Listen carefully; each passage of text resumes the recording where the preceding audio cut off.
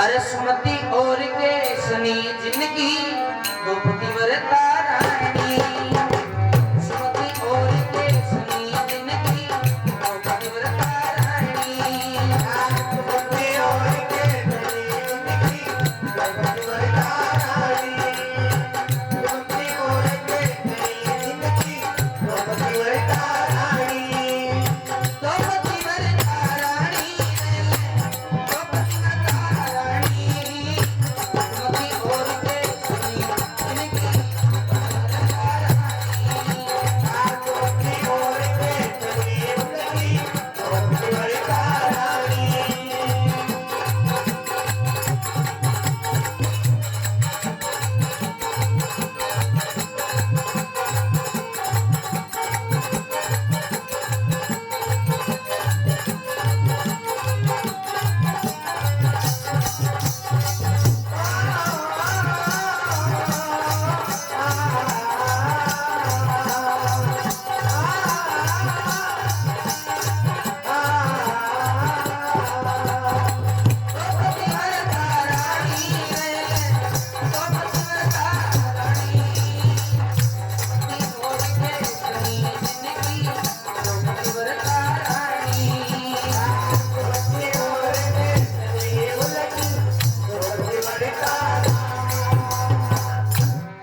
बताया कि चक्रवर्ती महाराज हुए थे खास अवध राजधानी और सुमति और केसनी जिनकी द्रौपदी व्रता थी रानी।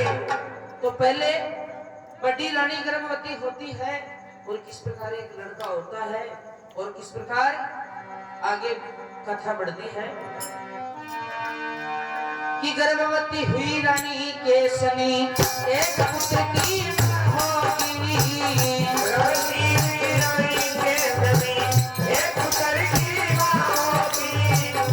ऐसा मंत्र से कहलाया था पूर्व जन्म का था योगी।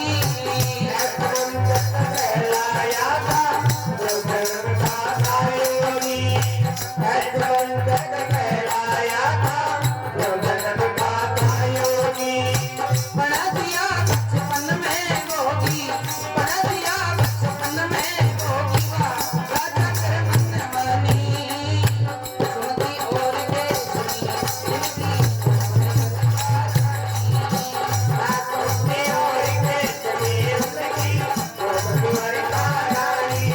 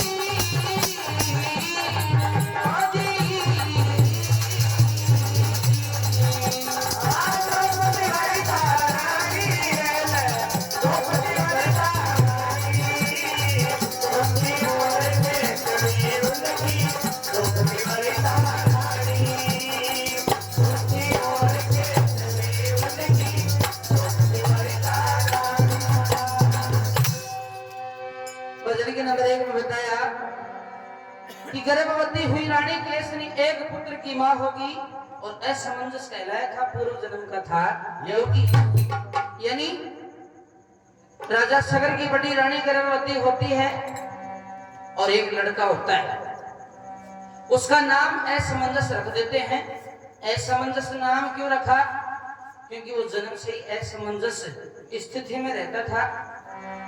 उसके जन्म से ही राजाओं जैसे विचार नहीं थे, संत महात्माओं जैसे विचार थे और पूर्व जन्म का असमंजस राजकुमार एक महान योगी था। वो साधु संत महात्माओं की टोली से बिछुड़ गया था जो अगले जन्म में राजा सगर की रानी के गर्भ से जन्म लिया। अभी जब जन्म से ही ऐसा मनस राजकुमार भगवान की भक्ति में लवलीन रहता है, तो राजा रानी विचार करते हैं कि भाई पुत्र के बिना वंश नहीं चलता है, और या राजकुमार जन्म से भगवान की भक्ति में लवलीन रहते, तो भाई आगे चलकर इस राजपाट को कौन संभालेगा। तो एक काम करते हैं, दोनों राजा रानी विचार विमर्श करके उस असमंजस राजकुमार की शादी कर देते हैं।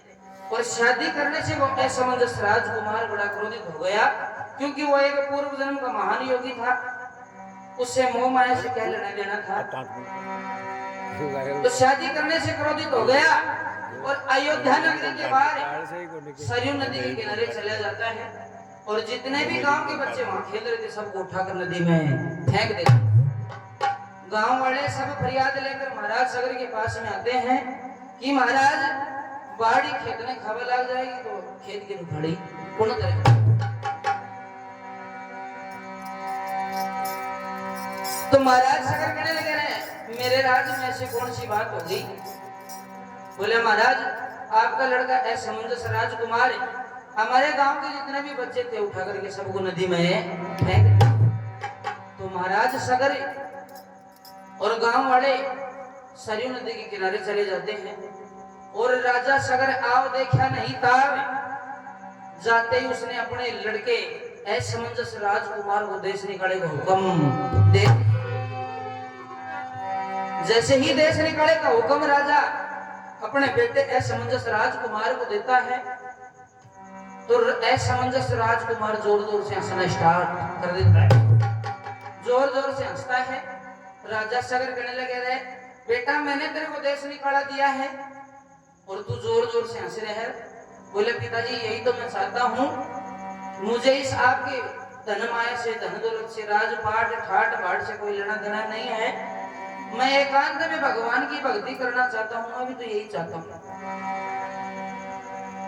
तो बोले बेटा मैं मेरे हुक्म को वापस लेता हूँ, तू घर चल।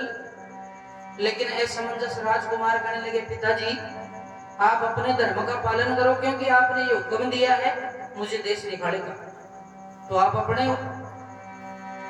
कर्तव्य का पालन करो, मैं अपने कर्तव्य का पालन करूंगा, क्योंकि आप एक राजा हैं, आपके सिर पर ताज है, आप दुखी सुखी की सुनने वाले हैं, जायज नाजायज का फैसला करने वाले हैं, इसलिए आप अपने धर्म पर कायम रहो, मैं अपने धर्म पर कायम रहूंगा। तो कहने का मतलब वो असमंजस राजकुमार वहां से हमेशा के लिए देश निकाला ले लेता है।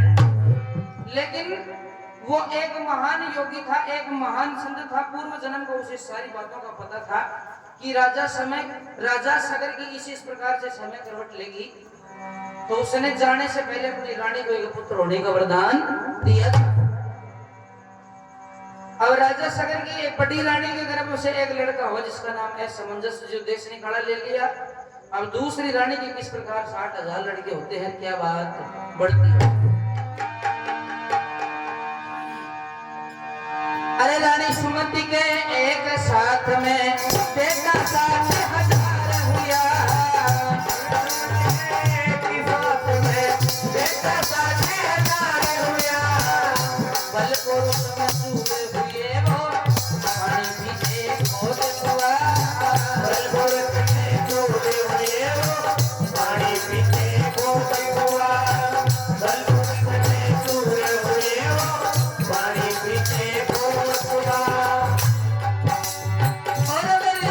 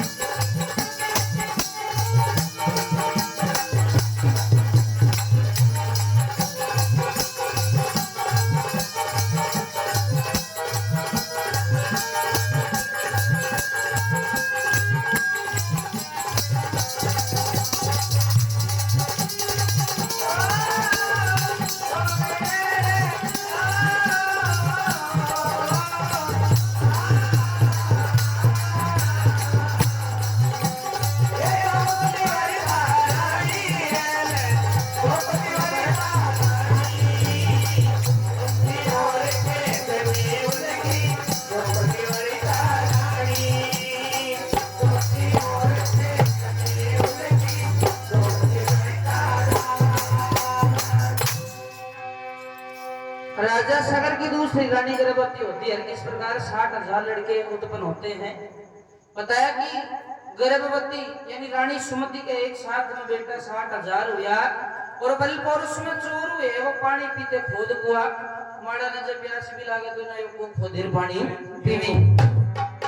अब देखो इस जगह हर आदमी की शंका हो जाती है कि भाई आजकल एक टावर बड़ा बड़ा ऑपरेशन से बड़ा बड़ा हॉस्पिटल में हो रहे जी 60,000 कहीं हुआ तो ये मैं लगा करके नहीं कह रहा हूं। ये श्रीमद् भागवत का लेख है, प्रमाण है कि नहीं तो रानी का लड़को हो नहीं लड़की, एक मांस को पिंड पैदा हुए हो, उन मांस का पिंड ने और ऋषि आपका करने मंगायो और उनमें छोटा छोटा कीड़ा के समान 60,000 निकले। जन और ऋषि आपकी भक्ति का प्रताप सुन 60,000 की दही प्रदान करी। ये तो है श्रीमद् भागवत का लेख। और महाभारत में यह लेख मिलता है कि नहीं तो लड़का हो या नहीं लड़की। रानी के गर्भ से एक लोकी होती है घिया जी मायने 60,000 बीज निकले छोटा छोटा और ऋषि 60,000 गढ़ा मंगायो, एक गढ़ा में एक बीज डलवायो, धरती में दबवायो, 9 महीना बाद में निकाले लड़ामा एक लड़को निकलो। ये है श्री महाभारत का लेख। इसलिए बताया कि भाई रानी सुमति के एक साथ में बेटा 60,000 हुआ, बल पुरुष में चूर हुए, पानी पीते खोद कुआ। अब राजा सगर के 60,000 संतान हो जाती हैं। मड़े ने तिसाई भी लगे नए खोदी पानी पीवी। उधर राजा सगर बड़ा प्रसन्न हो जाता है और अपने गुरु और ऋषि के पास में जाता है। जाकर कहने लगे, बोले गुरुजी अब इस खुशी में क्या करना है मेरे को, मेरे किसी प्रकार की कमी नहीं है, आपकी कृपा से सब चीजों का ठाट बाट है, बताओ मेरे को क्या करना होगा। तो और ऋषि कहने लगे, अरे राजा मेरी कुछ भी इच्छा नहीं है, अगर तू कुछ करना ही चाहता है, दान धर्म पुण्य करना ही चाहता है तो एक अश्वमेध यज्ञ रचवा दे, जा तेरा संसार में अजर अमर नाम हो जाए। तो राजा अश्वमेध यज्ञ का झंडा गाड़ देता है और उस यज्ञ में एक घोड़ा भी छोड़ा जाता है और उसके ऊपर ताम्र पत्र से एक चुनौती लिखी जाती है कि भाई जो भी इस घोड़े को पकड़ेगा यज्ञ करने वाले के साथ में उसको लड़ाई करनी ही पड़ेगी। तो राजा सगर झंडो गाड़ दियो, अश्वमेध यज्ञ को घोड़ो छोड़ दियो और आपका 60,000 बेटा ने यह कह दियो कि बेटा ई घोड़ा ने आपना नहीं सारी धरती नहीं चक्कर कटा लिया हो, या चढ़े तक या घोड़ो जाए वो सारी धरती अपनी हो जाएगी। तो राजा सगर के 60,000 लड़के उस घोड़े को पकड़ करके इस पृथ्वी के चक्कर लगाना शुरू कर देते हैं। जब आधी पृथ्वी के चक्कर लगा देते हैं उधर इंद्र भगवान का सिंहासन हिल गया। इंद्र भगवान मन में विचार करते हैं कि राजा सगर का अगर यज्ञ पूरा होता गया तो तेरा भी इंद्रासन वाला आंच आशा करने के चाहिए। इंद्र भगवान अपने इंद्र लोक से चलते हैं, देवलोक से चलते हैं और उन 60,000 लड़कों को नींद आने का वरदान दे देते हैं। 60,000 लड़कों को आ गई नींद। अब वहां से घोड़ा पकड़ते हैं और इस पृथ्वी के 3 सतह नीचे पाताल लोक के अंदर जहां कपिल मुनि का आश्रम था उस आश्रम के अंदर घोड़ा बांध देते हैं कि आश्रम में यज्ञ के घोड़े को लेकर इंद्र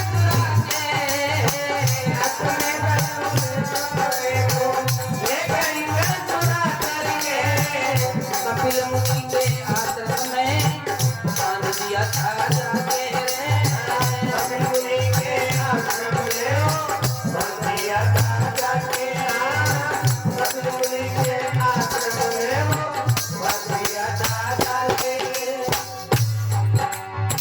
बैठा ध्यान लगा के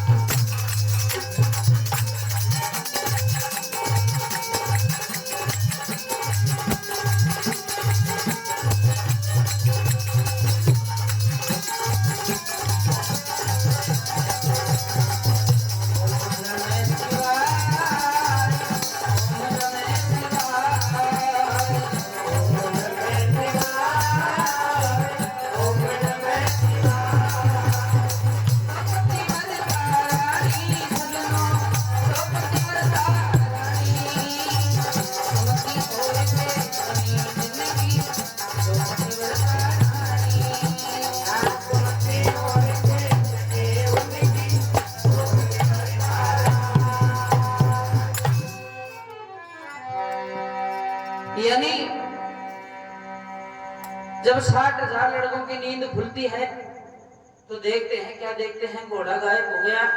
सारी पृथ्वी को छान मारते हैं लेकिन घोड़ा कहीं भी दिखाई नहीं दिया। 60,000 लड़के वापस अपने पिता सगर के पास में आ जाते हैं और आकर अपने पिता राजा सगर से कहने लगे कि पिताजी, हमें कारणवश नींद आ गई और घोड़ा गायब हो गया। राजा सगर कहने लगे, अरे नालायक हो जी, बाप का 60,000 बेटा हूं, फिर घोड़ो गायब हो जाए। जब तक मेरा घोड़ा सही सलामत लेकर के नहीं संभला दो तब तक मुझे अपनी शक्ल भी मत दिखाना।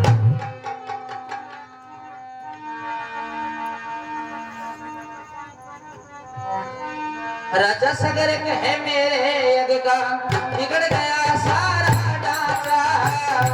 सगर कहे मेरे यज्ञ का बिगड़ गया सारा ढांचा। ये घोड़ा नहीं है।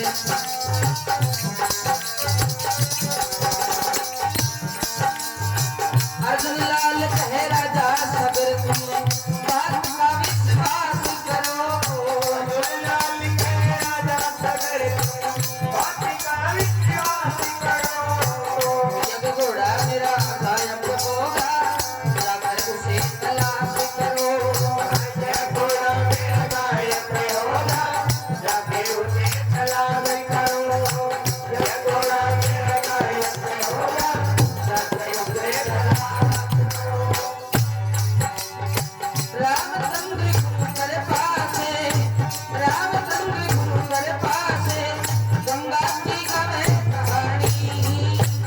नदी और के जमीन की कहानी है। नदी और के जमीन की कहानी। नदी और कहानी।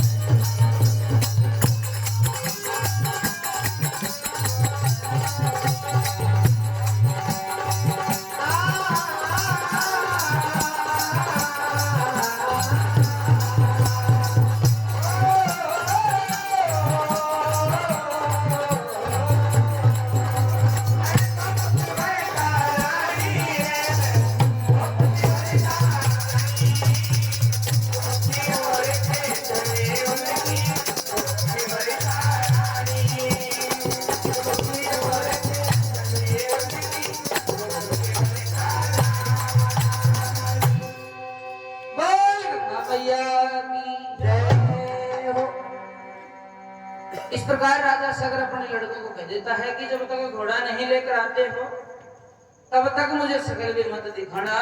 तो 60,000 लड़के सज धज करके घोड़े को ढूंढने के लिए निकलते हैं।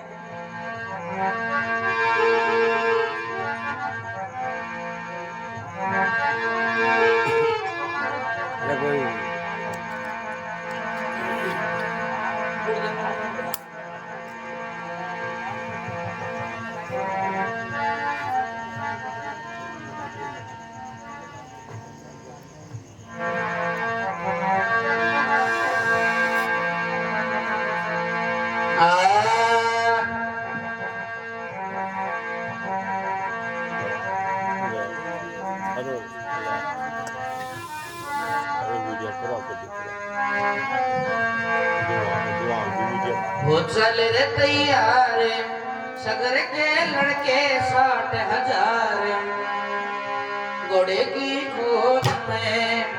वो चले तैयार सगर के लड़के 60,000 घोड़े की खोज में।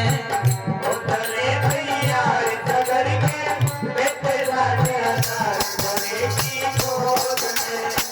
वो चले तैयार सगर के बेटे 60,000 घोड़े की खोज में। और घोड़े की खोज में, और घोड़े की खोज में, और घोड़े की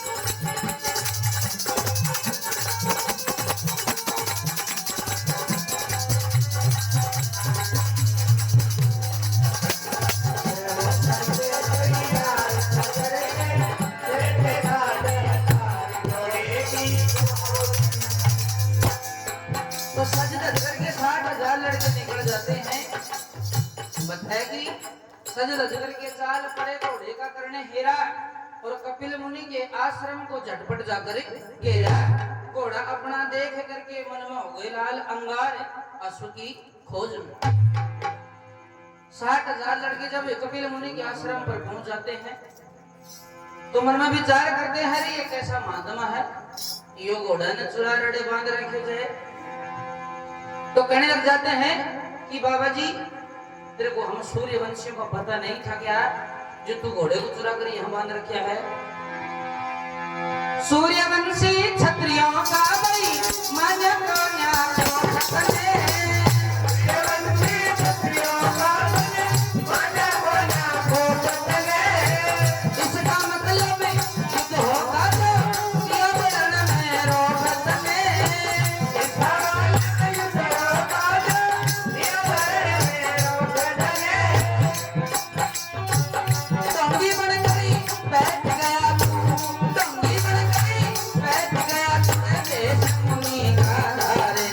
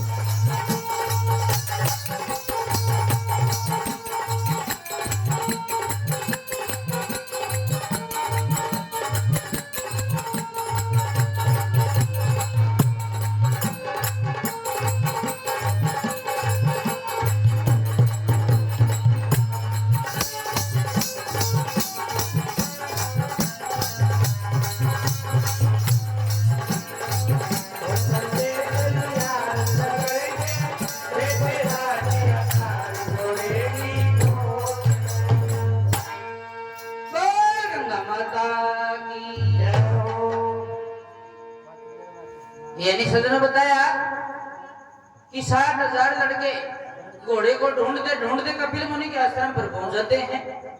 और जब कपिल मुनि पलक लगा रखे थे वहां जाकर शोर शराबा करते हैं, बदफैली करते हैं। जब कपिल मुनि की पलक खुलती है तो देखते हैं क्या हो रहा है, कैसा शोर शराबा है तेरे आश्रम के अंदर।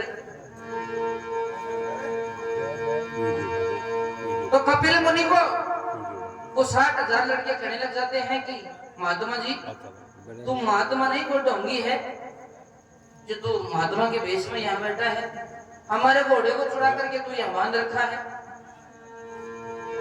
और अब तेरे को हमारे साथ में युद्ध करना पड़ेगा। कपिल मुनि कहने लगे भाई ये घोड़ा किसका है, किस प्रकार यहाँ आया है मुझे मालूम नहीं है। अगर ये घोड़ा तुम्हारा है तो तुम ले जा सकते हो, लेकिन 60,000 का भला का बाबा जी तो नहीं बात को मालूम कौन कि जो ही घोड़ा ने पकड़ा जाए इस घोड़े के मालिक के साथ उसको युद्ध करना पड़ता है। इसलिए अब हम घोड़ा ऐसे नहीं लेकर के जाएंगे, तेरे साथ में युद्ध करेंगे और युद्ध करके ही घोड़ा यहाँ से लेकर जाएंगे। कपिल मुनि उन 60,000 लड़कों को बहुत समझाते हैं लेकिन बदफैली करने लग जाते हैं। थापा मुक्की मड़ा आगा दखा पेली देवल आगा। तो कपिल मुनि के शरीर से क्रोध की तरंग उठती है और 60,000 लड़के भस्म हो जाते हैं। अब देखो राजा सगर की 2 रानी, एक रानी का एक लड़को यो देश निकाला ले लियो, दूसरी रानी का 60,000 लड़का हुए भस्म होगा। अब बताओ राजा को वंश आ गए हैं बड़े, लेकिन जो पहले बड़ा लड़का था, बड़ा लड़का था जिसने देश निकाले का हुक्म लिया था, उससे पहले अपनी रानी को एक पुत्र होने का वरदान दिया था, क्योंकि वो एक महान योगी था, पूर्व जन्म को उसको सारी बातों का पता था। तो उसी असमंजस राजकुमार के एक लड़का होता है जिसका नाम था अंशुमान।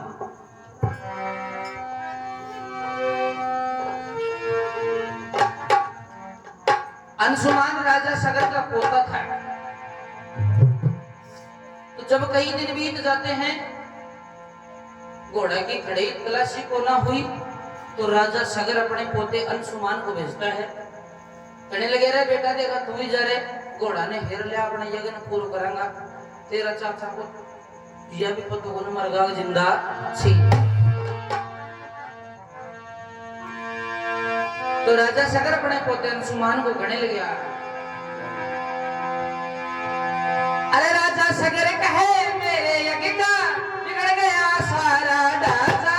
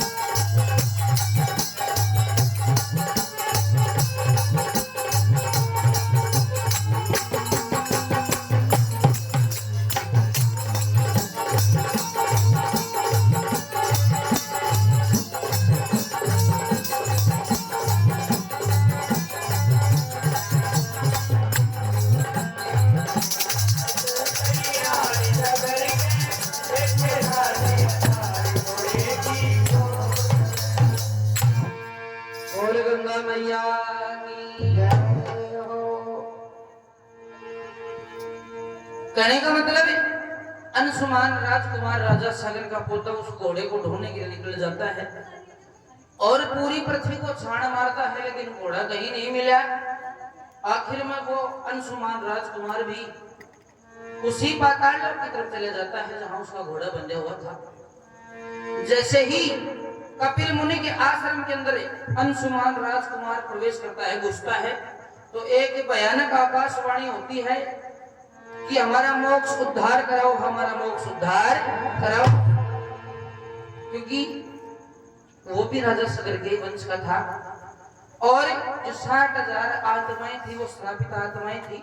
पूर्व जन्म में राजा दक्ष की संतान थी। राजा दक्ष ने भी वरदान के अंदर प्राप्त किया था। तो पूर्व जन्म में राजा दक्ष ने श्राप दे दिया था इन 60,000 लड़कों को कि तुम्हारा कभी मोक्ष मुक्ति नहीं होगी, मोक्ष उद्धार नहीं होगा। अगले जन्म में राजा सगर की रानी के गर्भ से जन्म लेते हैं 60,000।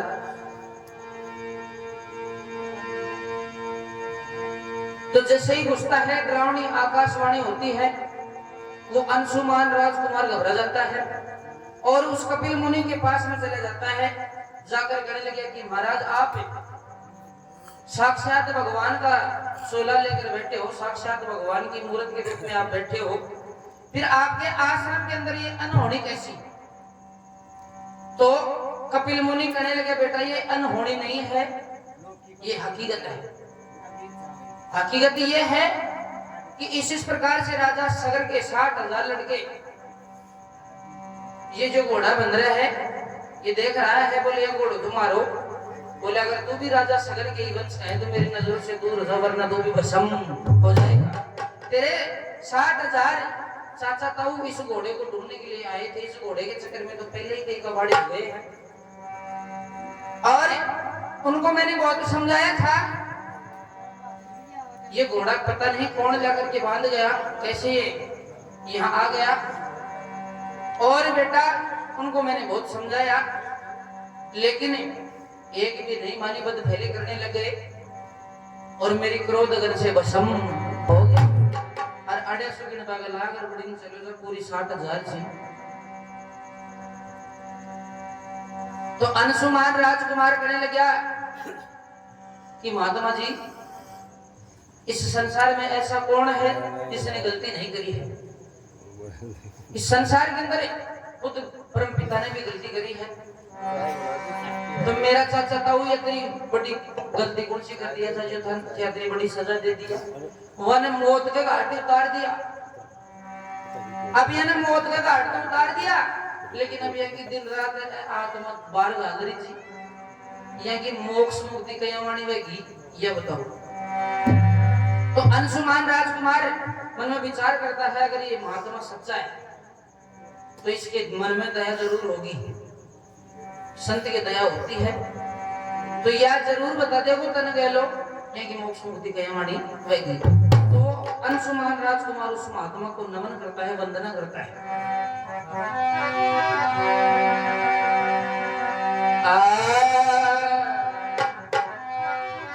यार आवाज काहे हो मास्टर खोलो ना। ए जिनम ने मेरी अविनाशी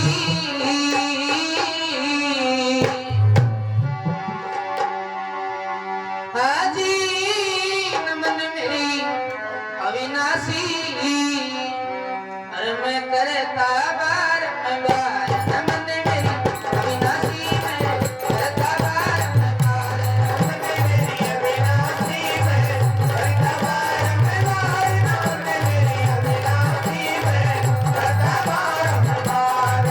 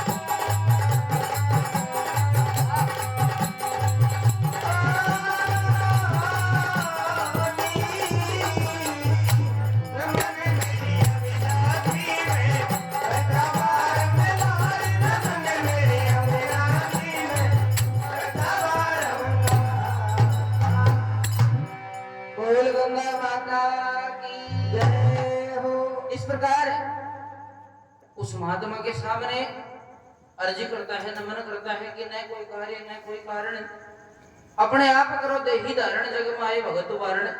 महात्मा जी, संतों का तो काम ही इस भूमि का उद्धार करने के लिए होता है, भक्तों का उद्धार करने के लिए होता है। देवा ने भस्म तो कर दिया, लेकिन महात्मा जी आपसे करबद्ध प्रार्थना है कि मेरा चाचा ताऊआ की मुक्ति गयामणि वैली, इनकी श्रापित आत्माएं हैं, दिन रात बाहर घाल रही हैं, तो इनकी मोक्ष मुक्ति कैसे हो, बस मेरे को ये बता दो। तो अंशुमान जब इस प्रकार विनती करता है तो कपिल मुनि की दया आ जाती है और उन साथ उस अंशुमान राजकुमार को कहने लगे, बेटा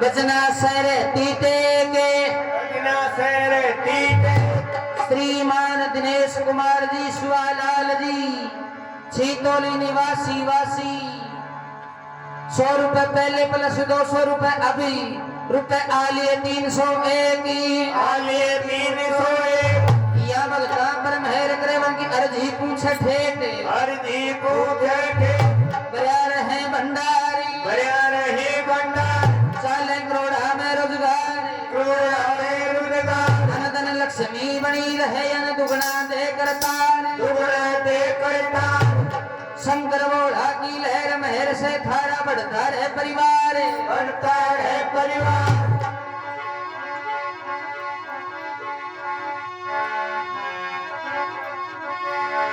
यारे अंजनी का हनुमान छारे, जो लालटी को छे, लालटी को धरे, लालटी को धरे। तो सलोचना अपनी सासू ने बोला कि कहीं आई हमारा पिया भी नए सासू जी, सब श्रृंगार भी को छे, हमारा पिया भी नए सासू जी, सब श्रृंगार भी को छे, हमारा पिया भी नए सासू जी, सब श्रृंगार भी को छे, हमारा पिया भी नए सासू जी, सब श्रृंगार भी को छे।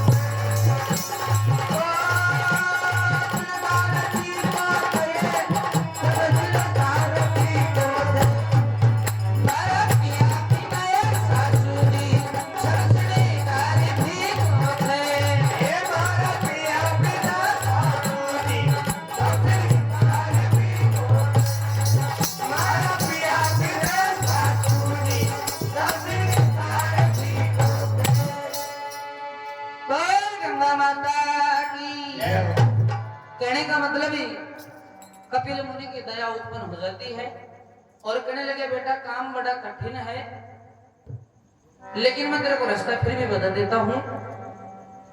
कहने लगे कपिल मुनि कि इनकी मोक्ष मुक्ति कैसे होगी, तो यही तो पूछना चाहता है। बोले महात्मा जी यही पूछना चाहता हूं। बोले इस भगत मां गंगा ब्रह्मा जी के ब्रह्म कमंडल में विराजमान है, वह गंगा माता की धरती पर आवे और यहाँ की हड्डियां ने अस्थियां ने स्पर्श करेगी, ये भस्म की डेरा ने स्पर्श करेगी, जन जागे की मोक्ष मुक्ति होगी। इतना पूछ करके अंशुमान राजकुमार आ जाता है घोड़ा लेकर के और अपने दादा को घोड़ा लेकर के संभाला देता है कि दादाजी थे थारा बेटा की बाढ़ में तो क्या डरो, वह तो कपिल मुनि की क्रोध अगर उसे भस्म होगा, सारा का सारा भस्म की ढेरी बने पड़े मैं मेरी आंखें से देख रहे जो यह संभालो थारा घोड़ो ये कने पूरो करो। और बोले मैं ये भी पूछ करके आया हूं कि उनकी मोक्ष मुक्ति कैसे होगी। तो राजा सगर सबसे पहले अपने यज्ञ को पूरा करता है और यज्ञ को पूरा करने के बाद में खुद वानप्रस्थ के लिए चला जाता है भक्ति करने के लिए। और आपका पोता अंशुमान को राज तिलक कर दियो, अंशुमान को राज तिलक कर दियो और यह कह दियो कि बेटा इन राजकाज में ध्यान कम दीजिए, और आज से गंगा माता की उग्र भक्ति चालू, क्योंकि तेरे को गंगा माता को प्रसन्न करना है, भक्ति करनी है और गंगा माता को प्रसन्न करके धरती पर लाना है। और तेरे जो चाचा ताऊ हैं उनकी तेरे को मोक्ष मुक्ति करनी पड़ेगी। तो अंशुमान राजकुमार जब से अपनी सूरत संभालता है तब से लेकर अंत समय तक मां गंगा की भक्ति करता है, लेकिन उसको पार होना पड़ी। स्वर्ग में चले गो लेकिन उनकी पार होना पड़ी। अब राजा अंशुमान के लड़को जी को नाम सो राजा दिलीप। राजा दिलीप भी मां गंगा की भक्ति करो, लेकिन अंत समय तक भक्ति करते करते ही मर गो, लेकिन उनकी भी बस की बात होने लगी। अब राजा दिलीप का एक लड़को हो जी को नाम सो भागीरथ है, जी नाम पर भागीरथ है वो करा। तो वो गंगा माता की उग्र भक्ति करता है और अन्न पानी को त्याग देता है। एक टांग पर खड़ा हो गया और केवल हवा का ही भक्षण करता है। एक रोज माँ गंगा भागीरथ की भक्ति से प्रसन्न हो जाती है 1000 वर्ष और भागीरथ के सामने साक्षात सूरज श्रृंगार करके खड़ी हो जाती है और कहने लगी, रे बोल भगत कैसे याद किया? तो जैसे आज हम सब बैठ करके प्रार्थना कर रहे हैं कि माता राम गंगा माता आपकी शरण में आई है, इनकी मोक्ष मुक्ति करना, तो उसी प्रकार राजा भागीरथ ने भी माँ गंगा से यही प्रार्थना करी थी कि जो मेरे बड़के बूढ़े हैं, पूर्वज हैं, पितर हैं, उनकी मोक्ष मुक्ति करनी है, आपको धरती पर आना है।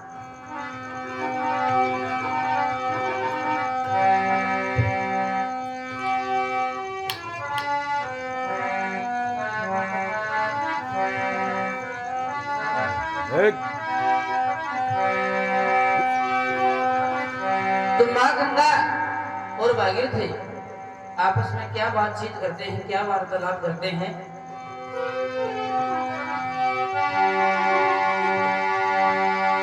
अरे कहने लगा भागीरथ, सुनिए हे गंगा मैया अर्ज मेरी,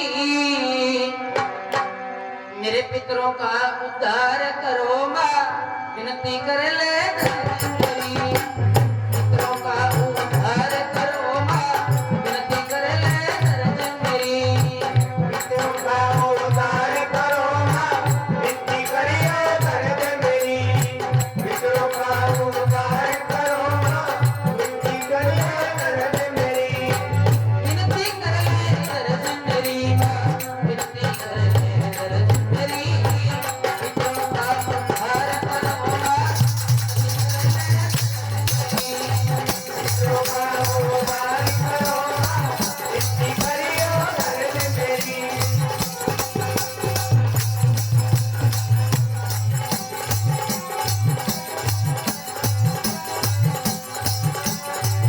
विनती कर ले दर्द मेरी माँ, विनती कर ले दर्द मेरी, पितरों का उद्धार करो माँ, विनती कर ले दर्द मेरी। पितरों का उद्धार करो माँ, विनती कर ले दर्द मेरी। तो भागीरथ जी कहने लगा, क्या कहने लगा? मेरे दादा अंशुमान को कपिल मुनि को जवानी, मुक्ति मार्ग बतलाया गंगा तेरा पानी। मुक्ति मार्ग बतलाया माँ, गंगा तेरा पानी, मुक्ति मार्ग बतलाया माँ, गंगा तेरा पानी।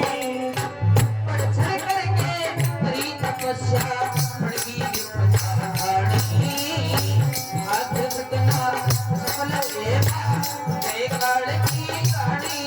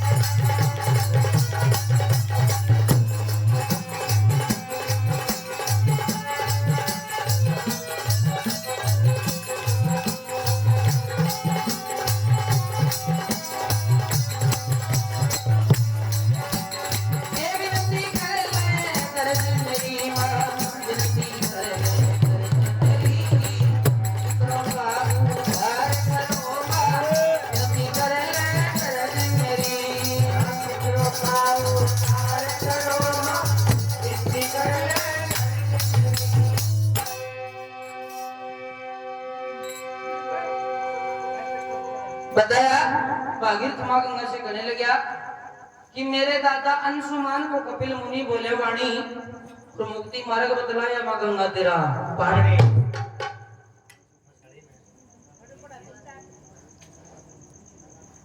ये यहीं के निवासी वासी श्रीमान बजरंग लाल जी छाजूराम जी आपकी तरफ से 500 रुपए पहले 200 रुपए अब 701 रुपए पुरस्कार होते हैं। शंकर भगवान की जय। एक मिनट कोई खेदे रे यार, कोई खेदे, कोई दो बात नड़बड़ का तो बीच करे